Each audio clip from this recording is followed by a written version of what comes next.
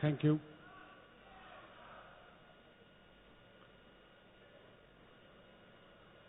In a short but illustrious span of just about a decade, PDPU has emerged as a growing university oriented to decarbonization and the futuristic learning. And in this journey, the contribution of the distinguished members of the Board of Governors has been remarkable. To honor their commitment and their vision and their continual guidance to PDPU, I would like to request Dr. Mukesh Ambani and Shri Rajagopalan sir to felicitate the members of the board. I request Dr. Mukesh Ambani and Shri Rajagopalan to felicitate Shri Amit Shah.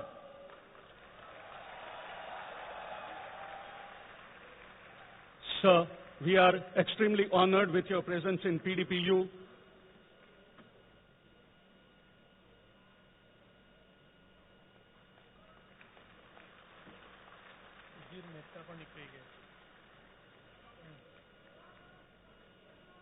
I request Dr. Mukesh Ambani and Shri Rajagopalan sir to felicitate Shri Vijaybai Rupani, the Honorable Chief Minister and the guest of honor for today's ceremony.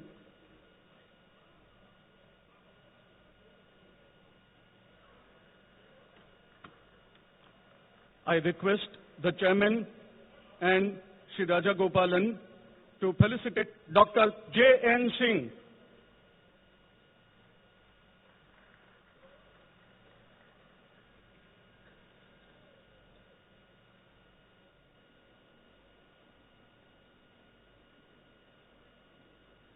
I request Dr. Mukesh Ambani and Shri Rajagopalan to felicitate Shri Bhupendra Singh Chudasama.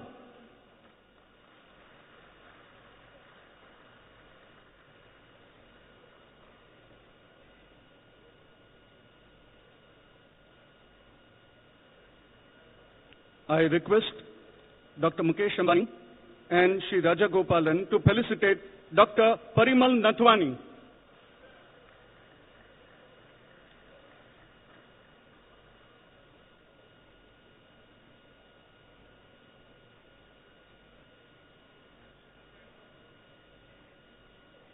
I request Dr. Mukesh Ambani and Shri Rajagopalan to felicitate Shri Saurabhbhai Patel.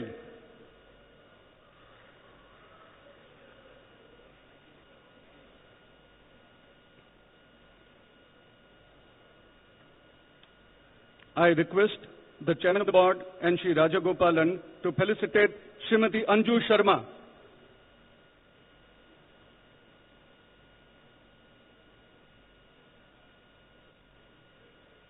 The members of the Board of Governors and their contribution to PDPU has been remarkable, and we are extremely grateful for the same. I request Dr. Mukesh Ambani and Shri Rajagopalan to felicitate Shri Pankaj Joshi.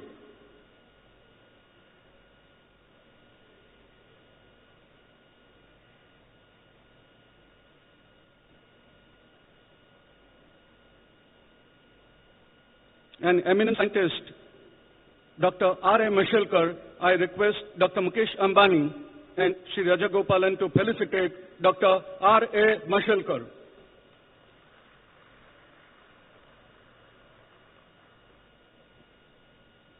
I request Chairman and Shri Rajagopalan to felicitate Shri Sanjeev Kumar.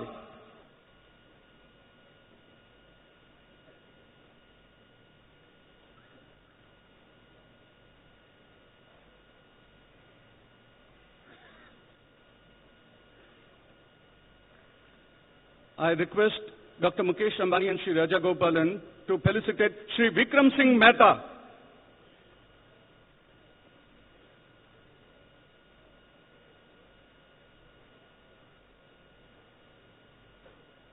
I request Dr. Mukesh Ambani and Shri Rajagopalan to felicitate Shri Sudhir Mehta.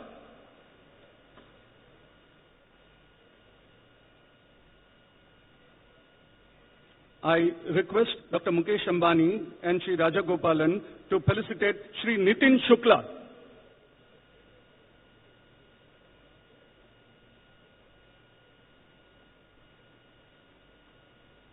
And now, I request Shri Rajagopalan to felicitate our own beloved Dr. Mukesh Ambani.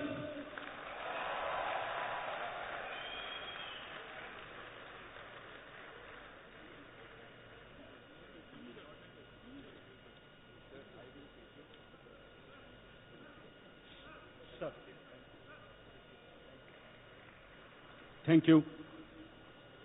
The contribution of the members of the Board of Governors has been remarkable, and we are very grateful to the same. I request the Chairman of the Board of Governors to declare the convocation open.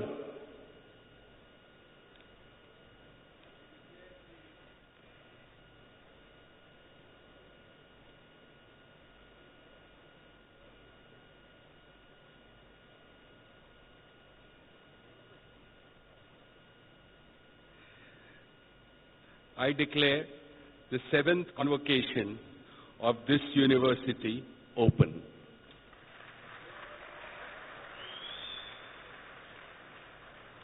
I request the Director General to offer the welcome address.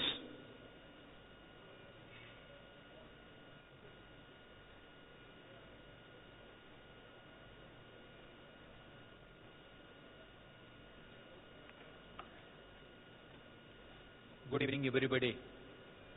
Honorable Home Minister of India and Chief Guest of today's convocation, Shri Amit Bhai Shah, Honorable Chief Minister of Gujarat and Guest of Honor, Shri Vijay Bhai Rupani, Chairman and Managing Director, Reliance Industries Limited, President of PDPU, Dr. Mukesh Ambani, other esteemed ministers, esteemed members of the PDPU Board of Governors, respected Chairman of the Study Committee, Sri D. Rajagopalan, members of the Academic Council, staff, students, graduating students, parents, invitees, members of the press and media, and ladies and gentlemen.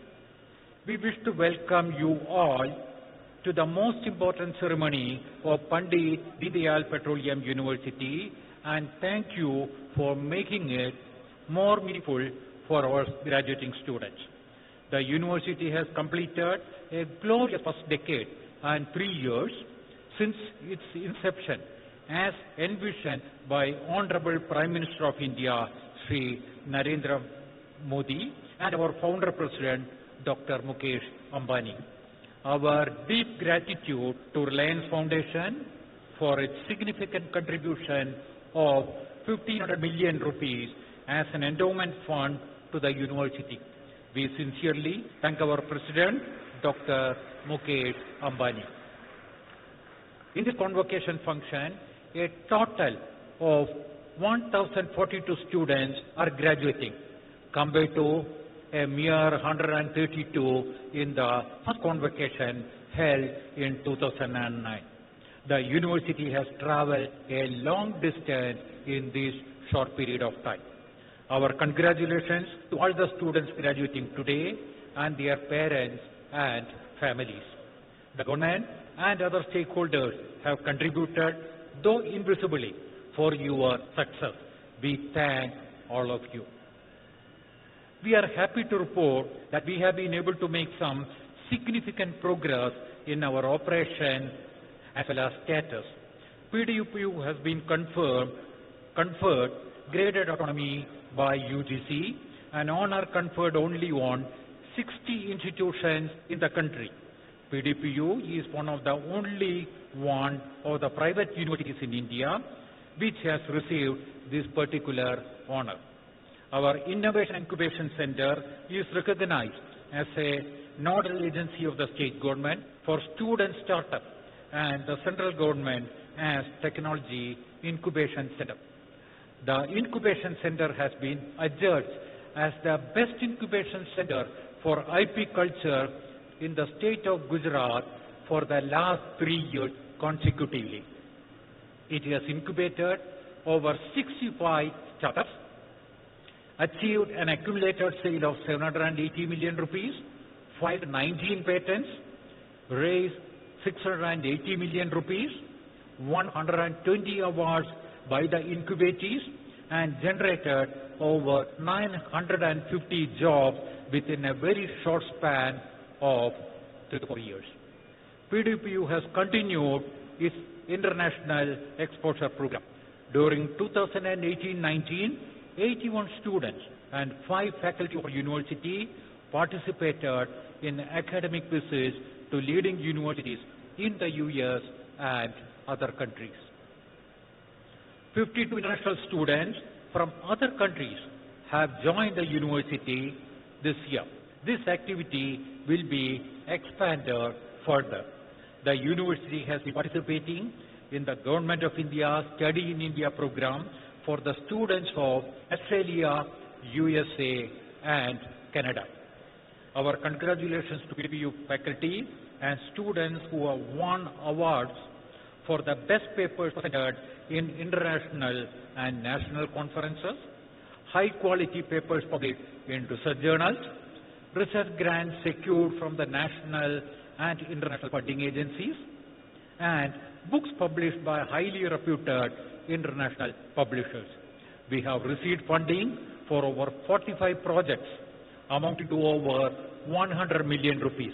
Similarly, the university has published over 480 papers in high quality Scopus listed journals in the recent times. Other developments are current generation of courses such as artificial intelligence and others are incorporated in the curriculum. A seminar with the help of Baba Atomic Research Center and Atomic Energy Commission was inaugurated by Mr. K.N. Vyas, Chairman, AEC. 43 funded research projects are underway at the university presently. 220 research projects have been funded by PDPU. 131 faculty members are directly involved in sponsored and student research projects. These include 2 important projects. A project for low-cost purification and recycling of water under EU-India Horizon 2020. DSP Government of India project on low-cost renewable energy-driven water treatment solutions. We would also like to thank our recruiters for their continued trust and support. The School of Petroleum Management clocked 100% placements, while the students from technology received offers for over 81% of students. We look forward to the continued support of the industry. We wish to further develop with a greater contribution in the second decade by working closely with the Ministry of Petroleum and Natural Gas and other central and state ministries, industry, R&D organizations, and academic stakeholders for greater impact and relevance. We would like to thank the Government of India, Government of Gujarat, and the industry for the confidence reposed through their contributions. The success of the university has been the result of the highly competent faculty, staff, students, and over and above the benevolence of our stakeholders. Thank you all. Our dear students, make learning a lifelong endeavor. Let speed, flexibility, ability to explore and adapt be your guiding post. Our best wishes will always be with you. Thank you. Jai Hind.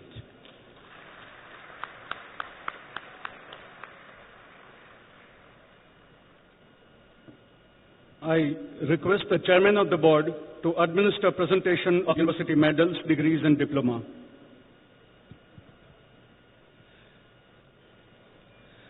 This convocation of the university has been called to confer the degrees upon the candidates who in the examinations held for the purpose have been certified to be worthy of the same. Let the candidates for the award of university medals, degrees and diploma may now be presented. I request the Dean Faculty of Management to present candidates for the award of respective degrees and diploma and instruct all candidates to remain standing till the oath is taken.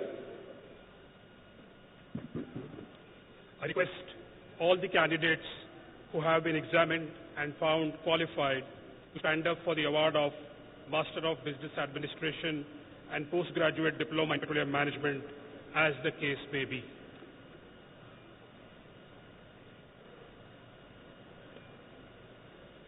I request Dean, Faculty of Technology, to present candidates for the award of Doctor of Philosophy, the Master of Technology, and Bachelor of Technology, as the case may be. I request all the candidates who have been examined and found qualified to stand up for the award of Doctor of Philosophy, Master of Technology, and Bachelor of Technology, as the case may be. I, Dean, Faculty of Business Studies, request all candidates who have been examined and found qualified to stand up for the award of degree of Doctor of Philosophy, Master of Arts, Bachelor of Arts Honours, Bachelor of Business Administration Honours, Bachelor of Commerce Honours, and Diploma in Liberal Studies, as the case may be. I request the Chairman of the Board to administer the oath. Do you sincerely promise and declare that if admitted to the degree, diploma, for which you have been recommended, you will, in thought, word, and action, conduct yourself as graduates of this university, support and promote the cause of energy security, morality, and sound learning, and work for social upliftment and the well-being of your fellow citizens? Yes, I do promise. Honorable Chairman, I present you the candidates who have been examined and found qualified for the award of respective degrees, diploma, to which I request you to confer the same on all qualified candidates present and absent.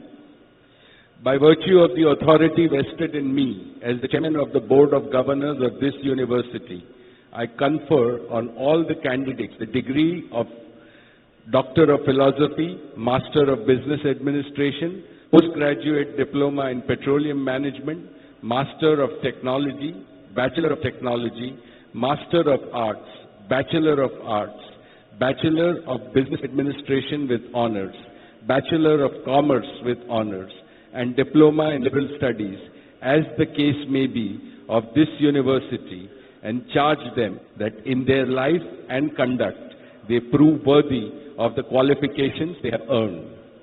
All the candidates who have been admitted to the Graduate Club of PDPU may now go down and be seated. As I read out the names of the candidates who have qualified for the degree of merit medals and Doctor of Philosophy, as the case may be, they will individually receive their medals and degrees from the Chief Guest and return to their seats. So, may I request?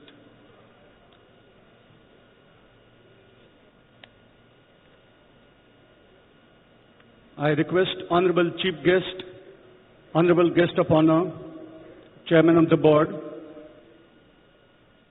to felicitate the merit medalists and PhD holders. We start with the Faculty of Management. Arun Wakar, who highest, first merit medal. Mehta Chirag, second merit medal. Naik Sarthak, third merit medal. These were in energy and infrastructure. Ayyar Sanjana, first merit medal. Harshal Shah, second merit medal. Tirmizi Akesha, third merit medal in general management.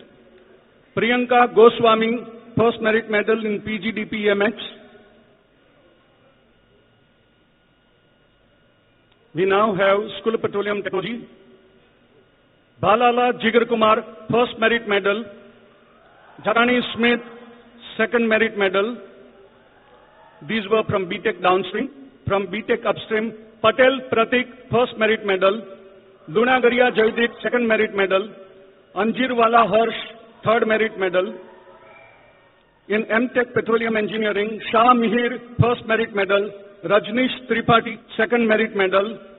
We go to School of Technology. In BTech in Chemical Engineering, Shah Kushal, first merit medal. G.S. Mohit, second merit medal. BTech in Civil Engineering, Dedania Pooja, first merit medal. Rajlakshmi Burman, second merit medal. Kavish Rathod, third merit medal. BTech in Electrical Engineering, Kushalwala Harsh, Kushalwala, first merit medal. Chaudhary Keval, second merit medal. Goria Punjesh, third merit medal.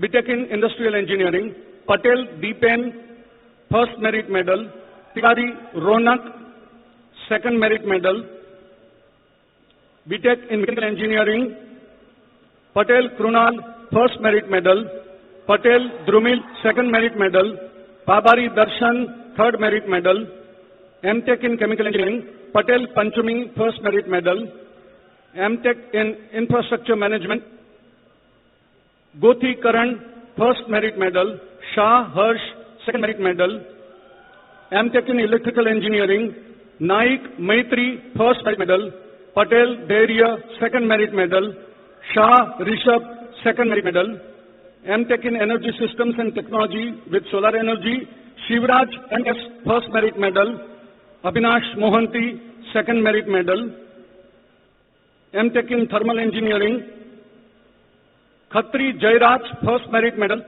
Pundkar Aditya, first merit medal, Patel Nirav, second merit medal, Patel Milan, first merit medal in MTech in Nuclear Energy.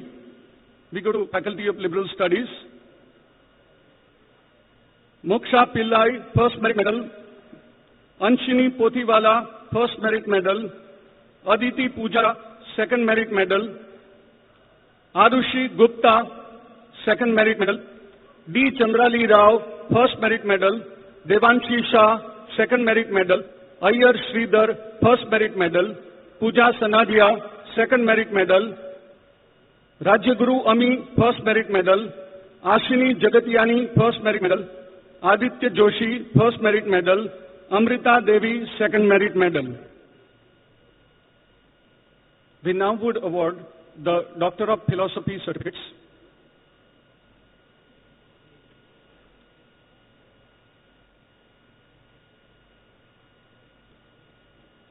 Congratulations to all the merit medal winners and the candidates who have qualified the Doctor of Philosophy certificate.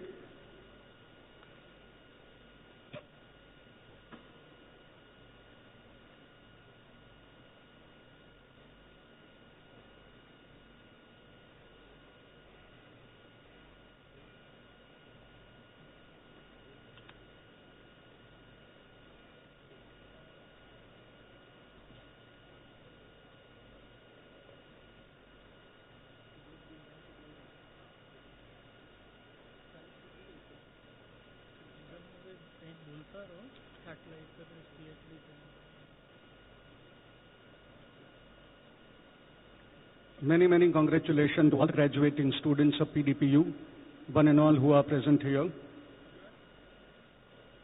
Congratulations to the merit medal winners also, and to the Doctor of Philosophy candidates. We start with the Doctor of Philosophy certificates, Faculty of Management, Dipti Raval, Soha Somya Ranjan,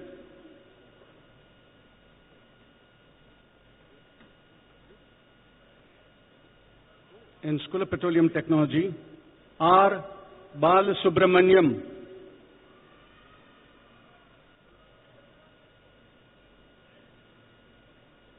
Saheli Sanyal,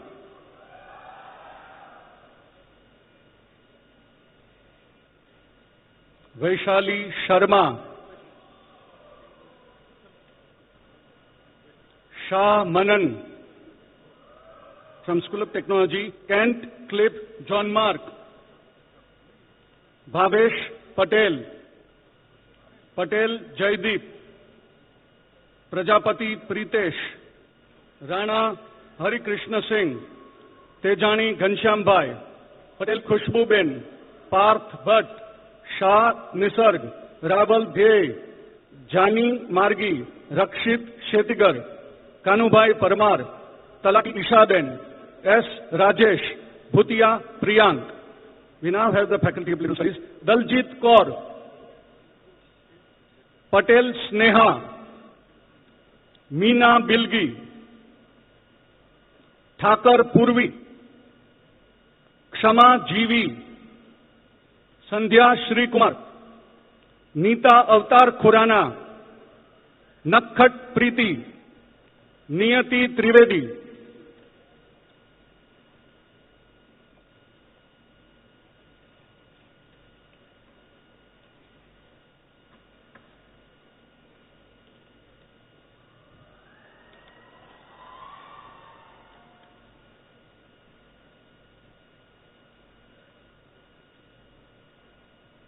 Thank you, sirs.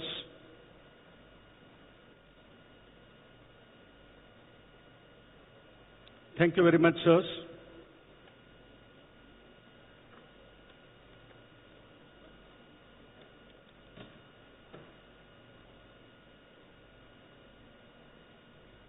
I request Dr. Mukesh Ambani, Chairman, Board of Governors, for his presidential address.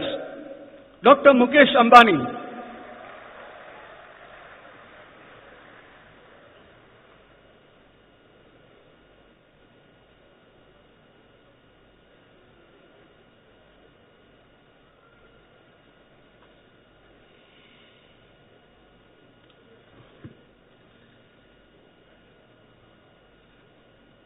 Our popular and most respected Honorable Union Minister for Home Affairs, Shri Amit Bhai Shah,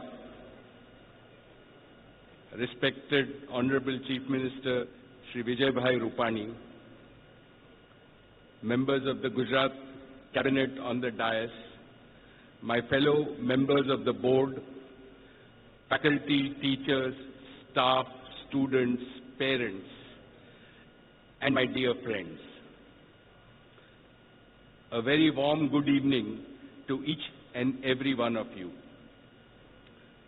Whenever I visit Gujarat, my sense of pride in my state always goes up a notch higher. Gujarat, its achievements and its institutions have become benchmarks of excellence for the rest of our nation. Our respected and visionary leader, Shri Narendra Bhai Modi ji, planted the seeds of numerous transformative institutions and initiatives in Gujarat. It was his farsightedness that inspired all of us to establish and nurture this institution, PDPU. I am particularly honored today by the presence of our very popular and most respected dear Shri Amit Bhai Shah with us today. A very warm welcome to you, sir. Amit Bhai, you are a true Karma Yogi. You are an Iron Man of our age.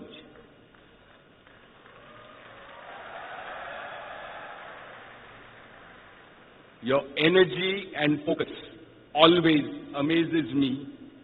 Gujarat and now India are blessed to have an inspiring leader like you. For all that you have done for our state and for our country, we can only say a big and heartfelt thank you. Thank you, Amit Bhai, for everything. I also want to thank Gujarat's very committed and our most respected Chief Minister, Shri Vijay Bhai Rupani ji. He has always supported PDPU, and after many years, I also want to inform all of you that we are grateful that he has given us more land so that PDPU can become a bigger and better institution. We are truly grateful, sir. Vijay Bhai is determined to enhance Gujarat's national and global standing in the socio-economic developments as well as in higher education and research. I also want to thank Shri Rajgopalan Sahib and the entire leadership of PDPU for taking it to even greater heights. Thank you, sir. Dear students and parents, PDPU is currently 12 years old, only 12 years. Yet, our university has grown much faster than most institutions of higher learning in India. And I am delighted that it is now poised to scale even greater heights. The UGC has conferred autonomy on PDPU for maintaining high academic standards. Indeed, the only university from Gujarat to be so conferred. I would like to congratulate all of you, students, faculty members, support staff, and parents, of course, for this achievement of the university. I have always believed that just physical infrastructure of an institution does not make it world class. It is the intellectual infrastructure that matters more. It is the faculty members who have made our institution a center of excellence. So students, let us give a big hand to our committed faculty of PDPU on this momentous day. Today is also an appropriate time, dear students and my young friends, to pay ours and your gratitude and respects to parents and elders in your family who have brought you to this momentous day of graduation, who have supported you all through so that you now can enter the real life. A big hand for all the parents and elders who are present and who are at home. My dear students, today is indeed a memorable day for the graduating students whose number has crossed 1,000 this year. My congratulations to each one of you and best wishes in your chosen careers. Earlier this evening, I had the opportunity to congratulate each and every one of you individually, and I was re-energized and reassured that with the confidence in your eyes, the firmness of the grip of your shake hand with me, that India is in safe hands. Thank you, students, for making PDPU.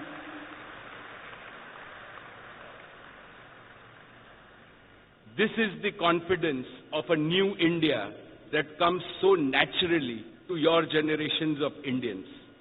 A new India that is far more ambitious than at any time in the nation's long history.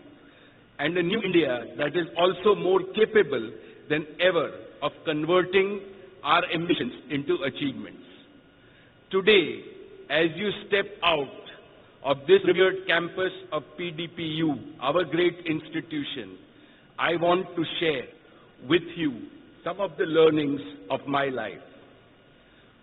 First, never lower the barrier of your ambitions. Second, never be hesitant to dream big. Third, never slacken your efforts to be better each day and to become a better human being. Fourth, ever be hopeful that India of tomorrow and the world of tomorrow will create ample opportunities to fulfill your ambitions and dreams. And fifth, as you prosper, always remember to have empathy for those who are not as fortunate as you and give them what they don't have in whatever small way you can.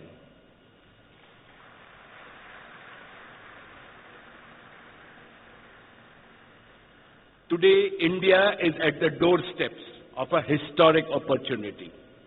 Our Prime Minister, Shri Narendra Modi, has set the goal of making India a $5 trillion economy by 2024. In other words, nearly doubling the size of our national economy in the next 5 years. As he said in his most inspiring speech on Independence Day, it took India nearly 70 years to become a $2 trillion economy. But only in the next 5 years, that is from 2014 to 2019, we became a nearly $3 trillion economy. If India could add 1 trillion in the past 5 years, can we not add 2 trillion in the next 5 years? Of course, I believe India can and India will. Your generation will enable this. India will not grow only in quantitative terms. We now have the opportunity to provide a greater quality of life to all our citizens at the fastest pace in human history. Better food, better education, better health care, better livelihoods, better infrastructure in villages and cities, and better environment. This is the picture of a new India that appears before my eyes as I look to the future. This indeed was the vision of Pandit Deen Dayal Upadhyay, the great humanist philosopher whose name our university bears. Friends, what is the one critical change agent that will transform opportunity or this opportunity into reality? The answer lies in the revolutionary power of new technologies. Today's India is surging ahead on the back of technology, which you have experienced at the PDPU. I want to congratulate all of you for putting this exhibition, and particularly the 2 electrical vehicles that were made in our own campus by our own students at PDPU. I can say with confidence that if there is one place in the world where the transformative power of digitization is breaking new ground every day and every hour, it is India. India's digital transformation and Prime Minister Modi's Digital India program is unmatched and unprecedented. In less than the last 24 months or 36 months, India has taken a leadership position as #1 from being 155th in the world only 4 years ago. Today, we are #1 in the world in terms of mobile data consumption. In the next 24 months, India will similarly be among the leading nations in the world in the adoption of artificial intelligence, Internet of Things, blockchain, cloud computing, and other technologies of the 4th industrial revolution. Moreover, India will employ these technologies to double the income of our farmers, to enrich our small traders and small entrepreneurs, to make our cities and villages smarter. In short, to make India a leading digital society in the world. This is the new India I would like all of you to prepare yourself for. Friends, how can we as PDPU contribute more to this mighty mission of building this new India? Let me share with you, finally, 3 thoughts. First, the India of today is remarkably different from the India of yesterday. The India of today is very young. 63% of our 1.3 billion population is below 35. Making our vast young population technology savvy and knowledge rich will increase India's strength immeasurably. Therefore, PDPU students, researchers, and faculty should aim at being at the cutting edge of knowledge in every field you are studying and teaching here, not only today, but on a lifelong basis. Second, today's India is rich and fertile ground for entrepreneurship. India has emerged as home to the 3rd largest number of technology-driven startups in the world. And Gujarat and Ahmedabad, એ તો વાણિયાનું city કહેવાય. એટલે PDPU should aim at gaining a higher reputation in Gujarat and all over the world for incubating the spirit of enterprise and entrepreneurship and creating startups of tomorrow in businesses and in professional services. Do not be afraid of initial failures and setbacks, my friend. Remember, success rewards those who are passionate, patient, and persistent. Third, PDPU should strive continuously to rise higher in national and global rankings, both institutionally and department-wise. For this, we should constantly learn from best practices in India and abroad. Today, at our board meeting, we have resolved as the board of PDPU that we will make all efforts to make sure that in the next 10 years, PDPU is among the 100 best institutions. So remember, learning and growing have become a collaborative enterprise in this digital age. My dear students, you are graduating at the most appropriate time, at a time when our dear Prime Minister, Shri Narendra Bhai Modi's dream of New India has electrified the minds of all Indians, especially young Indians. You can make this dream a reality. I am sure that each one of you will do your best to achieve the most for yourselves, for your families, and for our great nation, India. Go on, make the impossible possible, and conquer the world. Good luck, God bless, thank you, and Jai Shri Krishna.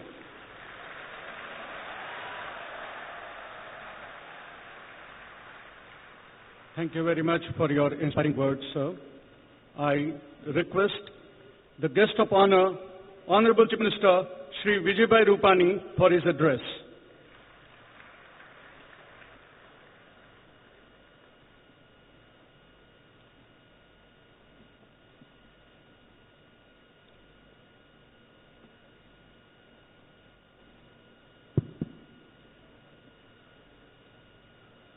मंच पर उपस्थित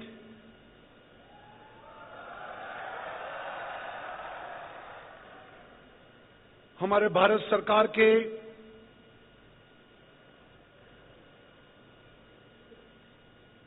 जिन्होंने छोटी उम्र में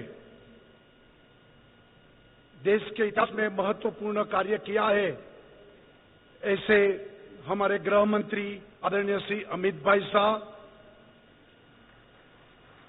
board के chairman आदरणीय मुकेश अंबानी जी, राज्य सरकार के शिक्षा मंत्री आदरणीय भूपेंद्र सिंह जी, ऊर्जा मंत्री आदरणीय सौरभ भाई Patel, chief secretary Shri Jayant Singh, Shri D Rajagopalan, Shri Parimal भाई नथवाणी, मंच पर उपस्थित सभी महानुभाव, भाई और बहनों, पंडित दीनदयाल पेट्रोलियम यूनिवर्सिटी के 7वें दीक्षांत समारोह के इस अवसर पर आप सभी के बीच उपस्थित रहकर मैं प्रसन्नता अनुभव कर रहा हूं। डिग्री हासिल करने वाले विद्यार्थियों को मैं शुभकामनाएं देता हूं। आपकी सफलता इस बात का प्रमाण है कि अगर मन में निश्चय हो और इरादा पक्का हो तो कुछ भी नामुमकिन नहीं है। मजबूत संकल्प से ही कोई भी सिद्धि प्राप्त हो सकती है। मन में अड़ग निश्चय और प्रतिबद्धता से क्या नहीं हो सकता, सब कुछ मुमकिन है। इसका उदाहरण हमारे प्रधानमंत्री नरेंद्र भाई मोदी और हमारे गृह मंत्री अमित भाई हाल ही में प्रस्तुत, उन्होंने नामुमकिन को मुमकिन किया है। गुजरात के इन दोनों सपूतों ने मजबूत संकल्प से संविधान की सेक्शन 370 धारा 370 को हटाकर नामुमकिन को मुमकिन किया है। अब कश्मीर भी भारत के अन्य प्रदेशों की तरह विकास की राह पर अब चल पड़ा है। सबका साथ सबका विकास, इस भाव अब 370 और 35A हटने के बाद कश्मीर वासियों में भी आज जाग उठा है। युवा दोस्तों, शिक्षा ही विकास का मूल आधार है और एक और जहां देश का होनहार युवा धन लैपटॉप और पामटॉप से विश्व की ज्ञान संपदा को अपने हथेली में संजोए हुए है और दूसरी ओर कश्मीर का युवा धन हाथ में पत्थर लेकर अलगतावाद, आतंकवाद के हाथ में गुम रहा था।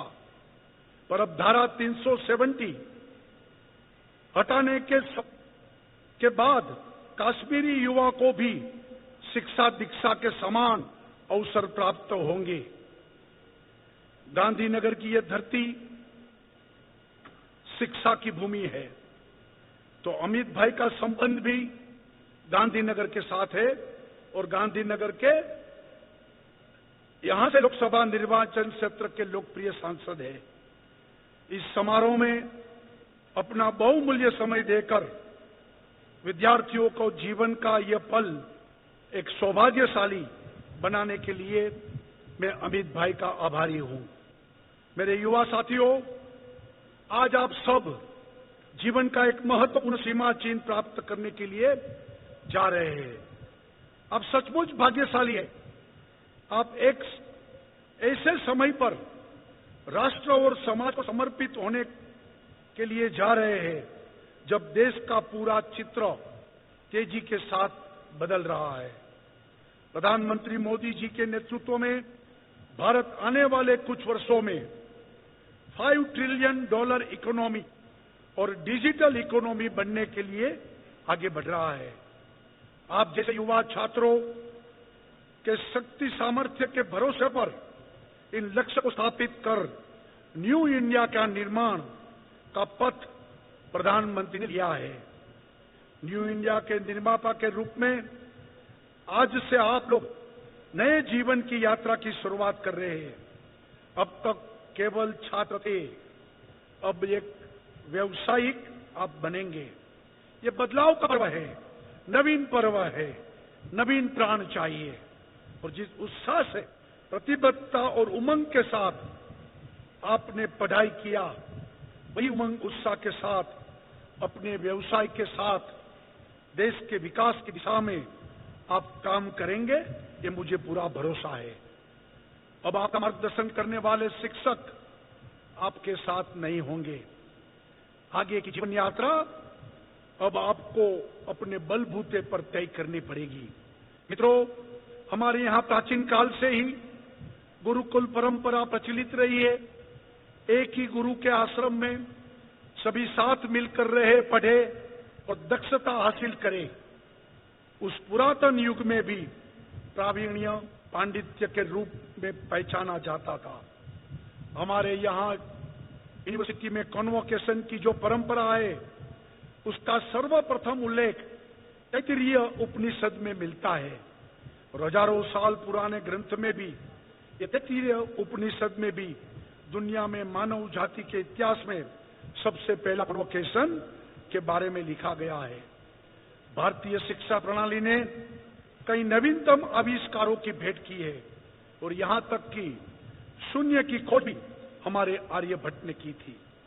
इस परंपरा को 21वीं शताब्दी में और तेजी से आगे बढ़ाने के लिए गुजरात के तत्कालीन मुख्यमंत्री और देश के प्रधानमंत्री नरेंद्र भाई ने ये बीड़ा उठाया और विश्व की श्रेष्ठतम यूनिवर्सिटी में शिक्षा की प्रणाली को गुजरात में सरकार के सहयोग से शुरू करने के लिए शिक्षा और दीक्षा के नए आयाम को उन्होंने स्थापित किया। पंडित दीनदयाल पेट्रोलियम यूनिवर्सिटी भी उस विजन के साथ शुरू हुई, जो आज विश्व के उत्कृष्ट यूनिवर्सिटियों में अपना स्थान बना चुकी है। आप सभी इस विश्वविख्यात यूनिवर्सिटी के छात्र होने के नाते गौरवान्वित है। तो साथ ही गुजरात भी भाग्यशाली है कि आप जैसे होनहार विद्यार्थियों ने अपने जीवन निर्माण के लिए गुजरात को चुना है। आज का युग प्रतिस्पर्धा का युग है। अब आपको विभिन्न प्रकार की प्रतिस्पर्धा में उसका सामना करना पड़ेगा और आगे बढ़ना पड़ेगा। ऐसे समय में यदि आप अपना माइंडसेट कंपटीशन से बदलकर कोऑपरेशन पर ला सकते हैं, तो व्यावसायिक जीवन में भी बड़ी सहायता मिलेगी। आप कोऑपरेटिव एटीट्यूड से प्रतिस्पर्धा को नेटवर्किंग अपॉर्चुनिटी बनाए और अपने और समाज के इंक्लूसिव ग्रोथ के लिए भी आपको सबके साथ मिलकर काम करना होगा। सबके लिए काम करना होगा। सबका साथ सबका विकास ही मंत्र बनाना पड़ेगा। अब सभी युवा इनोवेटिव अप्रोच और टेक्नोलॉजिकल नॉलेज से सजे आपकी इंटेलिजेंसी, क्रिएटिविटी, इनोवेशन और उत्साह समाज और भारतीय अर्थव्यवस्था के व्यापक स्तर पर विकास के लिए उपकार साबित हो सकती है। 7वें दीक्षांत समारोह के अवसर पर अभिधारक छात्रों और उनके परिवार को मैं हार्दिक शुभकामनाओं देता हूं। मैं पूरे विश्वास से यह कह सकता हूं कि इस विश्वविद्यालय से प्राप्त शिक्षा से आप न केवल यूनिवर्सिटी के बल्कि गुजरात और भारत का नाम पूरे विश्व में रोशन करेंगे। निर्माण के ये पावन युग में हम चरित्र निर्माण भी न भूले। वसुधा की स्वार्थ साधना की साधना में हम वसुधा का कल्याण भी न भूले। इस मंत्र को जीवन मंत्र बनाने की अपेक्षा है। फिर एक बार सभी छात्रों को बहुत बहुत शुभकामनाएं देता हूं और आपके बेहतर भविष्य के लिए आपको धन्यवाद। जय हिंद, जय जय गरवी गुजरात, भारत माता की जय।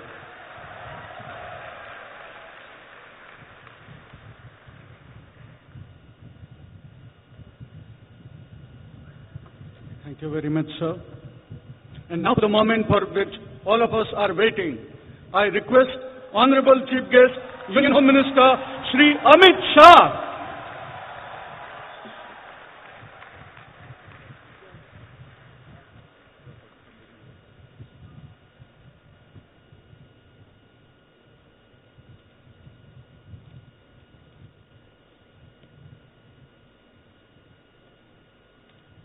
आज के 7वें दीक्षांत कार्यक्रम में आए हुए मेरे युवा साथियों, आप सबको नमस्कार। मंच पर उपस्थित गुजरात राज्य के मुख्यमंत्री श्रीमान विजय रूपाणी जी,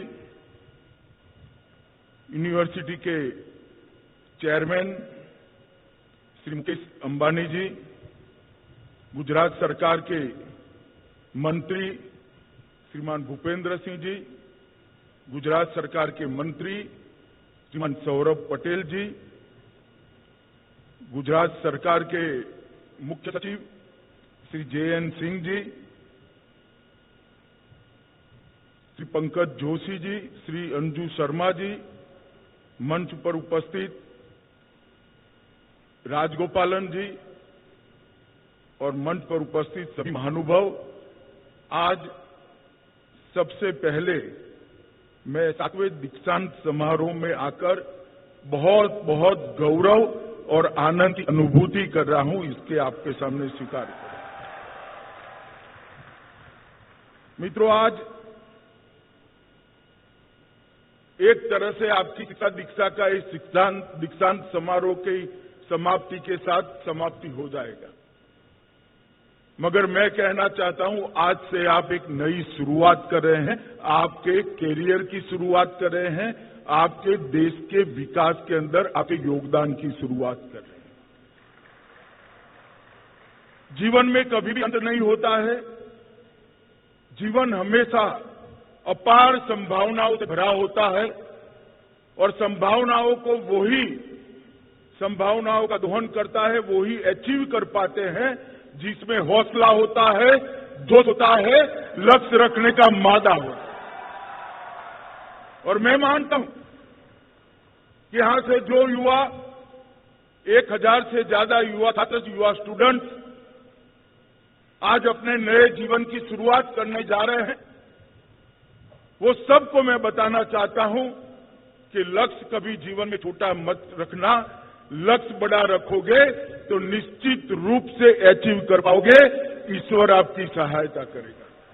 अगर आपने लक्ष्य छोटा रख दिया तो आपकी सहायता कोई नहीं कर सकता। इसलिए आज जो नए जीवन की शुरुआत कर रहे हैं, वो 1000 से ज्यादा स्टूडेंट्स को मैं मेरी ओर से, देश के प्रधानमंत्री नरेंद्र मोदी जी की ओर से और भारत सरकार की ओर से अनंत अनंत शुभकामनाएं और उनके उज्जवल कैरियर के लिए बहुत बहुत साधुवाद देना चाहता हूं। जिस संस्था के अंदर आपकी पढ़ाई लिखाई हुई, जिस संस्था के अंदर ग्रेजुएट और डॉक्टरेट, डबल ग्रेजुएट होकर आज आप बाहर जा रहे हैं, ये पंडित दीनदयाल पेट्रोलियम विश्वविद्यालय देश के प्रधानमंत्री नरेंद्र मोदी जी का एक ड्रीम प्रोजेक्ट था। और उन्होंने ये ड्रीम प्रोजेक्ट का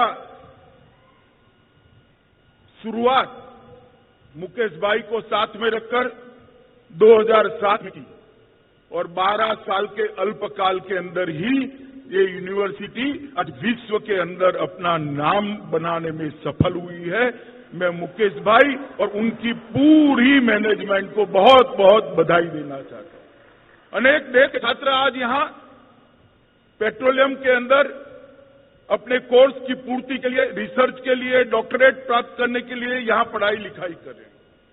वही बताता है कि विश्व के शिक्षा जगत के अंदर पेट्रोलियम यूनिवर्सिटी ने, दीनदयाल पेट्रोलियम यूनिवर्सिटी ने एक बहुत बड़ा मकाम हासिल किया है।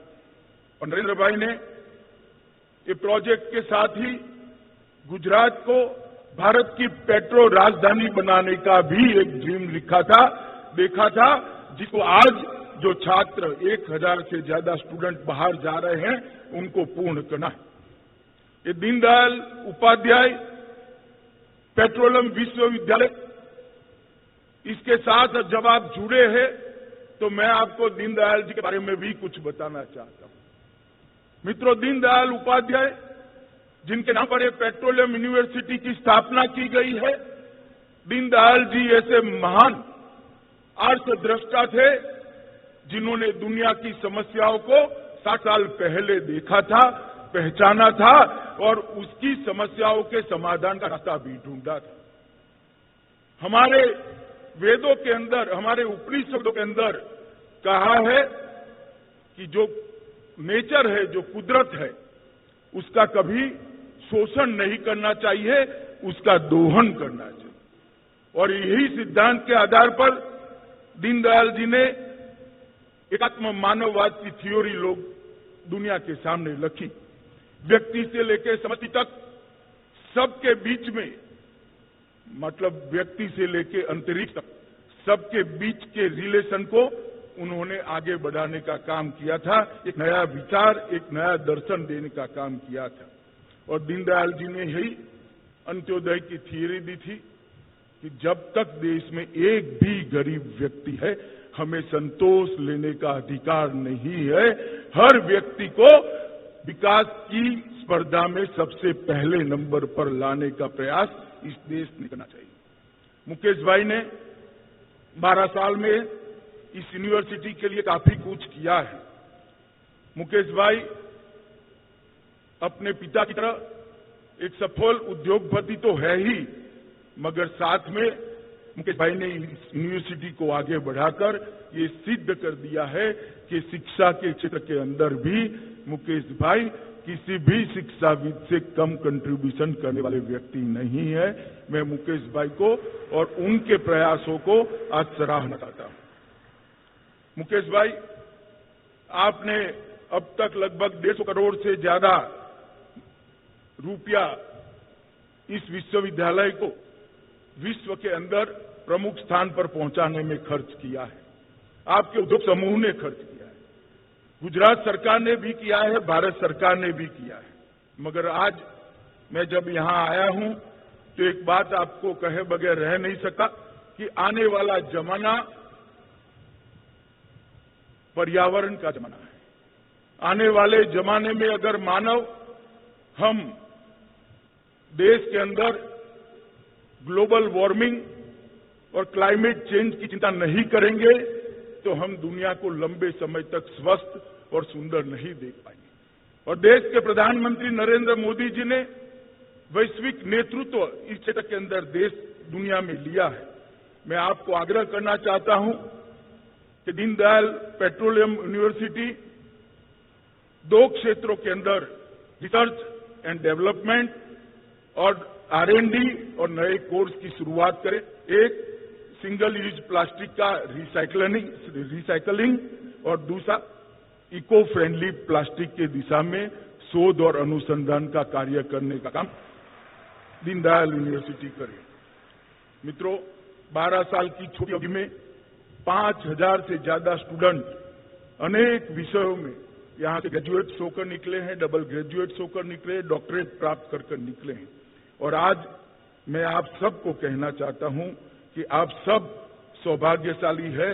इस यूनिवर्सिटी के साथ आपका नाता जुड़ा है, रिश्ता जुड़ा है और आपके जीवन में एक अच्छी शुरुआत करने का मौका मिला है। भारत सरकार भी नेशनल इंस्टीट्यूट ऑफ एक्सीलेंस के लिए 100 करोड़ रुपया इस यूनिवर्सिटी को देने वाली है। राष्ट्रीय कोर रिपोजिटरी के लिए 75 करोड़, 50 करोड़ रुपया और इंक्यूबेशन और स्टार्टअप केंद्र और नॉलेज सेंटर की स्थापना के लिए, एडवांस एनर्जी रिसर्च सेंटर के लिए 50 करोड़ रुपया और IRS और PDPU की संयुक्त पहल से अनेक कोर्स भी यहां पर शुरू करने जा रही है। आज आप लोग जब अपने नए जीवन की शुरुआत करने जा रहे हो, तब मैं थोड़ी बात आज की भारत की स्थिति की भी आप लोगों के साथ कहना चाहता हूं, क्योंकि हम सब जो मंच पर बैठे हैं वो 50 साल के बाद हम में से कोई शायद इस दुनिया में नहीं होगा, भारत देश के भविष्य के साथ जुड़ा हुआ नहीं होगा। मगर मेरे सामने जो छात्र बैठे हैं वो 50 साल, 75 साल इस देश को आगे बढ़ाने के लिए आप लोगों को काम करना है। इसलिए मैं आज थोड़ी देश की भी बात आपको करने जा रहा हूं। 73 साल आजाद होने को हो गए और हमारी multi party parliamentary democratic system हमने अडॉप्ट करे हुए भी लगभग लंबा समय हो गया। कई सालों तक देश के अंदर कई सरकारों ने अपने अपने तरीके से देश को आगे बढ़ाने का प्रयास किया, देश को एक ऊंचे मकाम तक ले जाने के लिए प्रयास किया। मैं वो सभी सरकारों के प्रयास को एक्नॉलेज भी करता हूं और उसकी प्रशंसा भी करना चाहता हूं, क्योंकि आजादी के बाद बहुत कठिन दौर से देश के जो नेतृत्व मिला उसने देश को आगे बढ़ाने का प्रयास किया। मगर मैं इतना भी कहना चाहता हूं कि 2014 तक कभी भी सरकारें चलाने का काम हुआ, देश को सुधारने के लिए किसी ने पहल नहीं की थी, किसी ने इनिशिएटिव नहीं ली थी।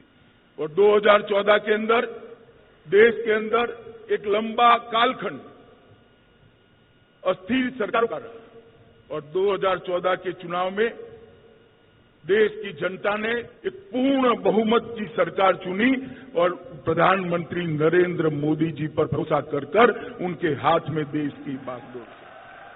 इस बात को 5 साल हुए। 5 साल के अंदर देश में क्या परिवर्तन आया वो हम सबको इसलिए जानना चाहिए कि वो परिवर्तन के अंदर हम भी एक लड़ी बनना चाहिए, हम भी एक कड़ी बनना चाहिए, हम भी ये परिवर्तन के बयार को, परिवर्तन के दौर को आगे ले जाने के लिए जो परिवर्तन की शुरुआत हुई है उसके वाहक बने। इसलिए हमें इसको समझना चाहिए। मित्रों, 2014 में देश की इकोनॉमी की हालत खस्ता हालत थी और आज 2019 में मैं जब आपके सामने दीक्षांत प्रवचन कर रहा हूं उस वक्त देश की इकोनॉमी की हालत क्या है। आज मैक्रो इकोनॉमिक फंडामेंटल काफी मजबूत स्थिति के अंदर है। भारत दुनिया में आज भी सबसे तेज गति से बढ़ने वाली अर्थव्यवस्था है, फास्टेस्ट ग्रोइंग इकोनॉमी। हमारा विकास दर 7% से ऊपर है। महंगाई जो 9% के आसपास रहती थी 3% के नीचे ले जाने में हमें सफलता मिली है। फिस्कल डेफिसिट 5% को छूने के लिए आंकड़ा आगे बढ़ा था, आज 3.3% तक रोकने के लिए हम सफल हुए हैं। IMF ने भी अगले दोनों साल के लिए 19 और 20 के लिए भारत सबसे ज्यादा तेज गति से बढ़ती हुई अर्थव्यवस्था बनेगा, इसका आश्वासन दिया है। और प्रधानमंत्री जी ने एक विजन रखा है कि भारत ने अब नीचा लक्ष्य नहीं रखना चाहिए।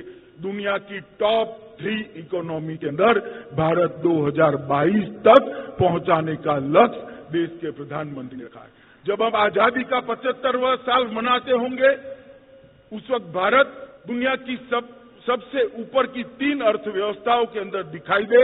इसलिए एक माइक्रो प्लानिंग कर ये देश अब आगे बढ़ रहा है और $5 ट्रिलियन की इकोनॉमी के लिए भी हम आगे बढ़ रहे हैं। मित्रों, मैं वर्ल्ड इन्वेस्टमेंट रिपोर्ट 2019 के अंदर 18-19 में ग्रीनफील्ड निवेश 2 टाइम बढ़कर $56 बिलियन हुआ है। 18-19 में एफडीआई 64.4 बिलियन हो गया। 17-18 में 7.9 बिलियन था। एक जमाने में वो 50 बिलियन से नीचे रहता था। आज हम आगे बढ़े हैं। ईज ऑफ डूइंग बिजनेस के रैंकिंग में 2014 में हम 142वें स्थान पर खड़े थे और 2019 में हम 77वें स्थान पर आ गए हैं। ये बहुत बड़ा अचीवमेंट है और विश्व भर के इन्वेस्टर को वो आकर्षित करता है। रेटिंग एजेंसियों ने भी भारत की रेटिंग के अंदर बहुत बड़ा सुधार किया है। 13 वर्षों के बाद BAA3 से BAA2 कर भारत के अंदर जो संभावनाएं पड़ी है उसका सर्टिफिकेशन विश्व की रेटिंग एजेंसियों ने भी किया है। वर्ल्ड इकोनॉमिक फोरम के ग्लोबल कॉम्पिटिटिवनेस इंडेक्स के अंदर भी 13 स्थान का सुधार किया है। पहले हम 71 के पायदान पर थे, आज 58 नंबर के पायदान पर खड़े हैं। और जीएसटी सबसे बड़ा बिक्री कर सुधार, सबसे बड़ा सेल टैक्स रिफॉर्म आज भारत में हम सफलता के पूर्वक लागू करेंगे। मुझे मालूम है, मुकेश भाई मुझे बताते थे कि अमित भाई जीएसटी तो हम लोगों के लिए तो अच्छा है मगर पॉलिटिकली आपका बहुत नुकसान करेगा। उस वक्त भी मैंने मुकेश भाई को कहा था और आज भी कहता हूं, नरेंद्र मोदी जी फैसले लोगों को अच्छे लगे ऐसे नहीं लेते हैं, लोगों के लिए अच्छे हो ऐसे फैसले नरेंद्र मोदी लेते हैं और इसके लिए पॉलिटिकल कीमत चुकाने की प्रधानमंत्री की हिम्मत भी है, जज्बा भी है। मित्रों, लगभग बहुत सारे सुधार करे हैं जिनके माध्यम से सरकारी खरीदी कर बहुत सारे स्मॉल स्केल इंडस्ट्री को और युवा को आगे बढ़ाया है। स्टार्टअप की पहल एक मुझे लगता है स्टार्टअप के लिए एक बेहतर इकोसिस्टम खड़े करने के लिए केंद्र ने एक सफल प्रयास किया है।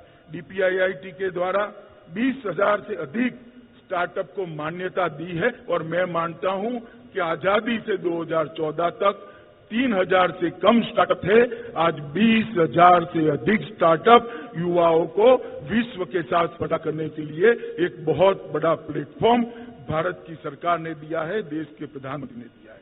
और सबसे बड़ी बात है, देश का विश्वास, 125 करोड़ की जनता, 130 करोड़ की जनता का विश्वास आज चरम सीमा पर ले जाने के लिए नरेंद्र भाई के नेतृत्व ने एक अजीब करिश्माई काम किया है। मित्रों, पहले देश कभी सोच नहीं सकता था कि हमारे देश का नेता विश्व का नेतृत्व करता है। जो पेरिस जलवायु सम्मेलन के अंदर नरेंद्र भाई को भाषण करते हुए देखते हैं, दुनिया के आर्थिक सबसे बड़ी पंचायत के अंदर देश की राष्ट्रभाषा हिंदी में देश की इकोनॉमी की ताकत को जब नरेंद्र भाई समझाते हैं तो देश के हर व्यक्ति का सीना गज गज फूल जाता है कि हमारा नेता आज विश्व के अंदर एक्नॉलेजमेंट लेकर वापिस आ रहा है। और बहुत ज्यादा बातें मैं करना नहीं चाहता मित्रों, मगर देश के अंदर सालों से एक मान्यता थी कि जिसको दुनिया के बड़े देश स्वीकार नहीं करता, इसको भारत कर नहीं सकता है। बहुत मान्यता थी। सालों से हमारे देश के अंदर आतंकवाद के खिलाफ कभी भी दृढ़ इच्छा शक्ति के साथ फैसले नहीं लिए। उरी पर हमला हुआ, हमने एयर स्ट्राइक कर दुनिया को बताया हम शांति के पक्षधर है, मगर हमारी सुरक्षा के साथ कोई खिलवाड़ नहीं। जब पुलवामा में हमला हुआ तब भी हमने एयर स्ट्राइक करी और बताया कि हमारी सीमाओं के साथ कोई छेड़खानी नहीं कर सकता। और मित्रों, सालों से एक कसक हर हिंदुस्तानी के दिल में थी कि कश्मीर हिंदुस्तान का अभिन्न अंग बने, अभिन्न हिस्सा बने। धारा 370 और 35 की समाप्ति एक बहुत बड़ी चैलेंज के रूप में देश के सामने रही थी, मगर सब मन मसोकर बैठते थे, कोई इसका उल्लेख भी नहीं करता था, कोई इसका जिक्र भी नहीं करता। प्रधानमंत्री जी ने जब दोबारा मैंडेट मिला, एक ही झटके के अंदर धारा 370 और 35 को समाप्त कर आज कश्मीर को भारत का अभिन्न अंग बनाना। और मुझे विश्वास है कि उनके नेतृत्व के अंदर कश्मीर जो अब तक विकास से अछूता रहा है, कश्मीर की जनता जो बेरोजगारी से पीड़ित है, गरीबी से पीड़ित है, उनको अच्छी स्वास्थ्य सुविधाएं नहीं मिली, अच्छी शिक्षा सेवाएं नहीं मिली। आने वाले दिनों में प्रधानमंत्री नरेंद्र मोदी जी के नेतृत्व में कश्मीर के अंदर इंडस्ट्री भी आएगी, टूरिज्म भी आएगा, शिक्षा भी आएगी, स्वास्थ्य सेवाएं भी आएगी और कश्मीर के बेरोजगारों को रोजगारी मिलेगी और हमारा कश्मीर हंसता खेलता डोलता भारत माता का अंग बनकर हम सबके साथ सालों सालों तक रहेगा। ऐसा गौरवपूर्वक काम श्री नरेंद्र मोदी जी ने किया है। मित्रों, आज जब आप लोग यहां से आगे जाने अपना जीवन शुरू कर रहे हो, तब मैं आपको बताना चाहता हूं कि ढेर सारी संभावनाएं आपके क्षेत्र के अंदर भी पड़ी हुई है। 5 ट्रिलियन अमेरिकी डॉलर की अर्थव्यवस्था अगर हमें बनना है तो 8% जीडीपी की विकास दर की आवश्यकता है और 8% जीडीपी विकास दर जीडीपी हमें सिद्ध करना है तो ऊर्जा और पेट्रोलियम के बगैर कभी हो नहीं सकता। आपके लिए अपार संभावना इस देश के अंदर पड़ी है। ऊर्जा क्षेत्र के अंदर विगत 5 सालों के अंदर ढेर सारे सुधार भारत की सरकार ने प्रधानमंत्री जी के नेतृत्व में करे हैं। ऊर्जा की रीच बढ़ाना, ऊर्जा की एफिशिएंसी बढ़ाना, ऊर्जा के अंदर निरंतरता लाना और ऊर्जा को बचाना, ये सभी क्षेत्रों के अंदर बहुत सारी नई पहल करी है। तेल और गैस क्षेत्र में हम प्रमुख भूमिका निभाते हैं क्योंकि हमारी आवश्यक ऊर्जा का 1/3 से 1/3 से ज्यादा हिस्सा हाइड्रोकार्बन से मिलता है। विश्व की कुल आबादी के 18% पॉपुलेशन भारत का है। दुनिया के पॉपुलेशन के 18% पॉपुलेशन भारत का है और हमारी ऊर्जा की खपत 5.4% ही। विश्व में ऊर्जा उपयोग करने वाले हम देश दुनिया के तीसरे देश हैं। हमारे ऊपर सिर्फ अमेरिका और चीन है। प्रति व्यक्ति ऊर्जा खपत अभी भी बहुत पोटेंशियल लगती है क्योंकि भारत की प्रति व्यक्ति ऊर्जा की खपत 0.62 TOI पर व्यक्ति है और विश्व की 1.91 TOI है। तो बहुत बड़ी संभावना है जिस क्षेत्र के अंदर आप जा रहे हो इसमें है। विश्व में कच्चे तेल की कंज्यूम करने वाला भारत, आयात करने वाला भारत तीसरा सबसे बड़ा देश है। विश्व में एलएनजी का आयात करने वाला भारत चौथा सबसे बड़ा देश है और 2020 तक ऊर्जा के लिए सबसे वृद्धि करने वाले बाजार के रूप में भारत चीन से भी आगे निकल जाएगा, इसका मुझे भरोसा है। मजबूत आर्थिक विकास और बढ़ते शहरीकरण के साथ हम ऊर्जा के मामलों में बहुत आगे निकलेंगे। मित्रों, अभी उज्ज्वला योजना के तहत लगभग 16 करोड़ लोगों के घर में गैस पहुंचाने का काम कर ऊर्जा की हमारी सारी जरूरियातों को पूरा करने का काम किया है। हाइड्रोकार्बन क्षेत्र में भी ढेर सारे सुधार किए हैं। गैस मूल्य निर्धारण में सुधार किया है। हाइड्रोकार्बन के खोज के लिए लाइसेंस प्रदान करने की नई पॉलिसी भी सरकार लेकर आई है। एलएनजी इंफ्रास्ट्रक्चर के अंदर बहुत अच्छा सुधार करने का काम किया है। एलएनजी स्रोतों को भी बढ़ाने के लिए बहुत सारा काम किया है और राष्ट्रीय गैस ग्रिड की क्षमता को 5 साल के अंदर 2.5 गुना बढ़ाने का काम भारत की सरकार ने किया है।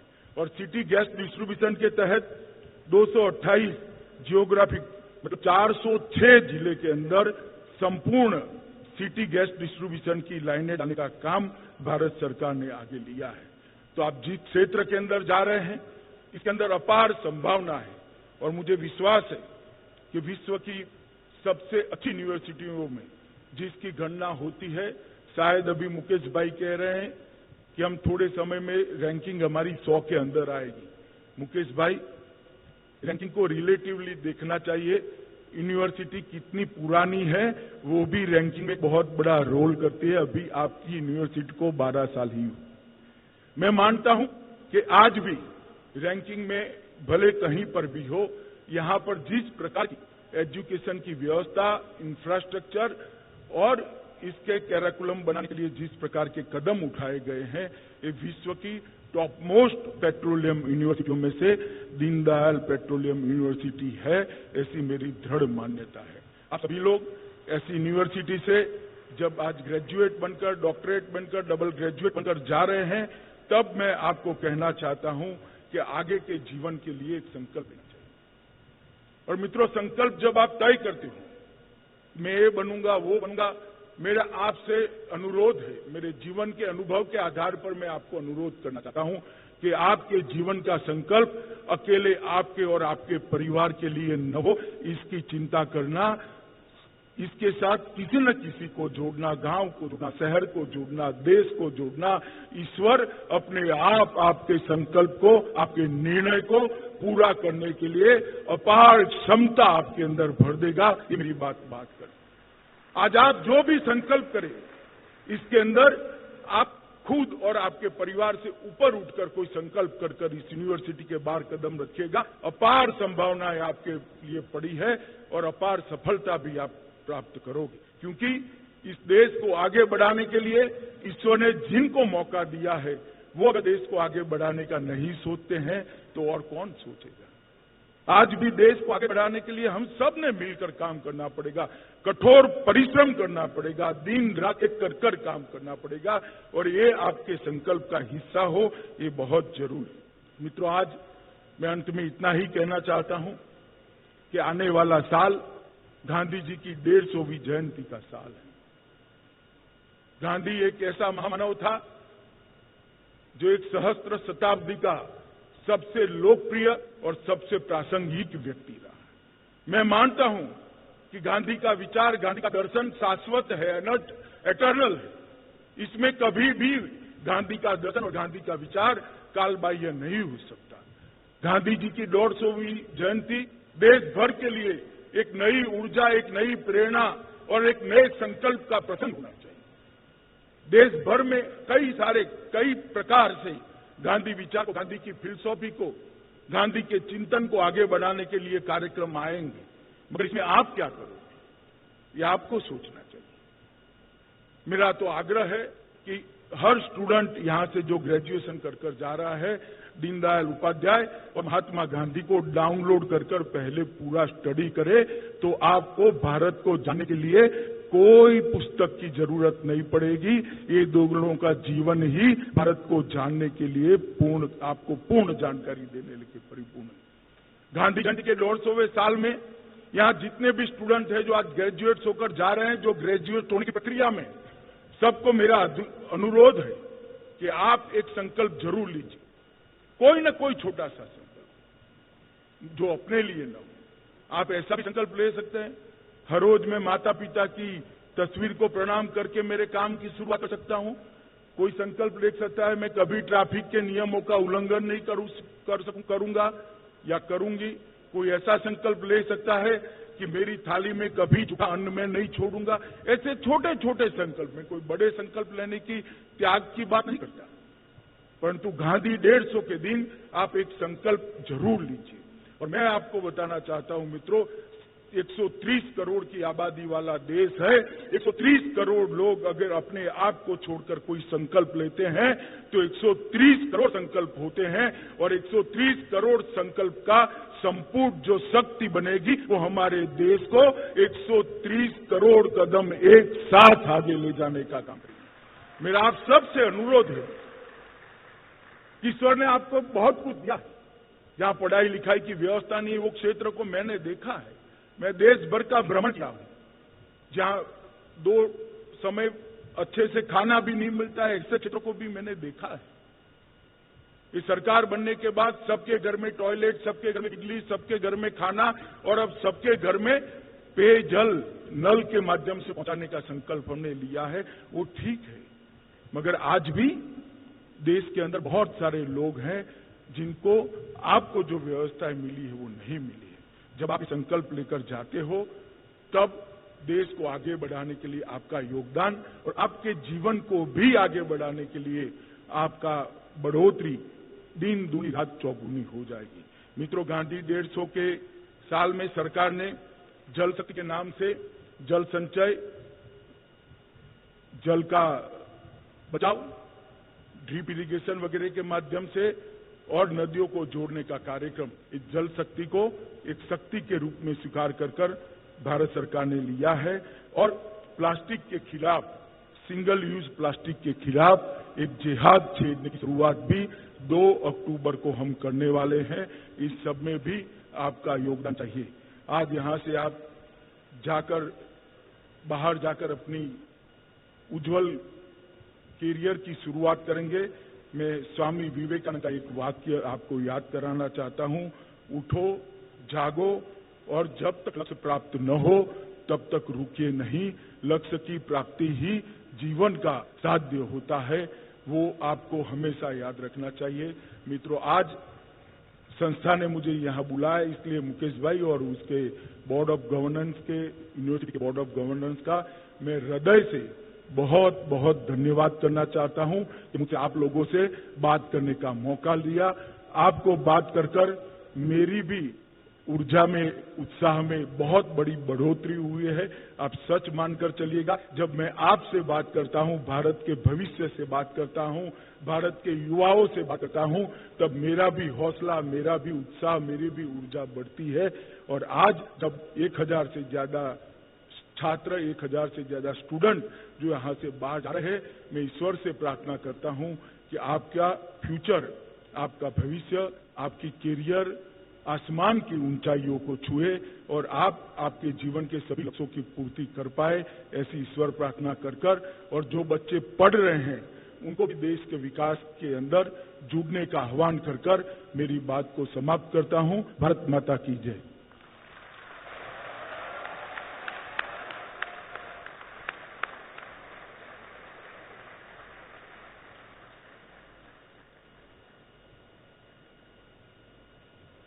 I request the chairman to declare the convocation concluded.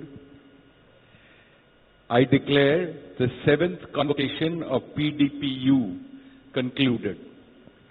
I request all to rise and remain standing for the national anthem.